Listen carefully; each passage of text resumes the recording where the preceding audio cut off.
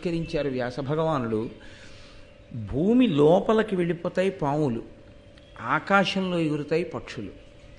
భూమి లోపలికి వెళ్ళిపోయే పాముకి ఆకాశంలో ఎగిరే పక్షికి శత్రుత్వం వచ్చింది. అంటే రెండు పరస్పర విరుద్ధమైనటువంటి ప్రాణులు. ఒకటి ఎంత కిందకెళ్లాలో అంత కిందకెడుతుంది, ఒక దానికి అసలు ఎగరడమే రాదు. పాము ఎగరదు, పాము బిలాన్ని చూసుకుని దాని లోపలికి వెళ్ళిపోతుంది. పక్షికి దిగడం రాదు, పక్షికి ఎగరడమే వచ్చు. దిగడం అంటూ జరిగితే ఏ విశ్రాంతి కోసమో తప్ప దాని పదము ఎప్పుడు పైకి వెళ్ళడమే. పైకి వెళ్ళే ప్రాణులు ఎవరికి జన్మించాయి? ఎవరికి అసూయ లేదో వారికి పైకి వెళ్ళే ప్రాణులు జన్మించారు, అంటే దేవతాంశ సంభూతులు జన్మించారు. ఎవరికి అసూయ కడుపులో ఉన్నదో అప్పటికి ప్రకటనము కాకపోయినా అది లోపల రగులుకుంటోంది.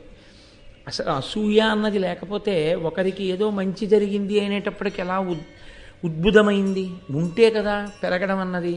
అంతకుముందు అటువంటి వికారము లోపల లేకపోతే వినతకి జరిగిన మేలు చూసి కద్రువ అసూయని వ్యక్తం చెయ్యవలసిన అవసరం లేదు. అది వ్యక్తమైంది వినత యొక్క కోరికని చూసి. అసలు ఆ వ్యక్తము కావడం అనే పరిస్థితి లేకుండా ఉండడం ఎప్పుడు సంభవమై ఉండేది?